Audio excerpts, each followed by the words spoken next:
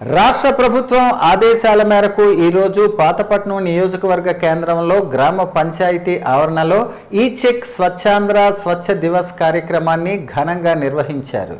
ఈ సందర్భంగా శాసనసభ్యులు మామిడి గోవిందరావు మాట్లాడుతూ స్వర్ణాంధ్ర 2047 సంకల్పంలో భాగంగా స్వచ్ఛాంధ్ర కార్యక్రమం ప్రతి నెల 3వ శనివారం నాడు జరుపుకుంటున్నామన్నారు. ప్రతి కార్యక్రమం స్ఫూర్తివంతంగా ఉండేందుకు నెల నెల ఒక్కో థీమును ఎంచుకుని నిర్వహిస్తున్నామని తెలిపారు. ఈసారి ఈ వ్యర్థాల సేకరణ, వాటిని సురక్షిత పద్ధతుల్లో రీసైకిల్ చేయటం థీమును ఎంచుకోవటం జరిగిందని తెలిపారు. ఎందుకంటే చెత్త నుంచి సంపద సృష్టించటం ద్వారా సర్క్యులర్ ఎకానమీ సాధ్యం అవుతుందని అన్నారు. ఈ వేస్ట్ కలెక్షన్ డ్రైవ్ కార్యక్రమం ద్వారా వ్యర్థాల నిర్వహణ, ముఖ్యంగా పొడి మరియు ఎలక్ట్రానిక్ వ్యర్థాల సవాళ్లను పరిష్కరించడం, సరైన వ్యర్థాలను పారివేయటం, రీసైక్లింగ్ యొక్క ప్రాముఖ్యత గురించి అవగాహన కల్పించటమే ఈ డ్రైవ్ యొక్క ముఖ్య ఉద్దేశ్యమని అన్నారు.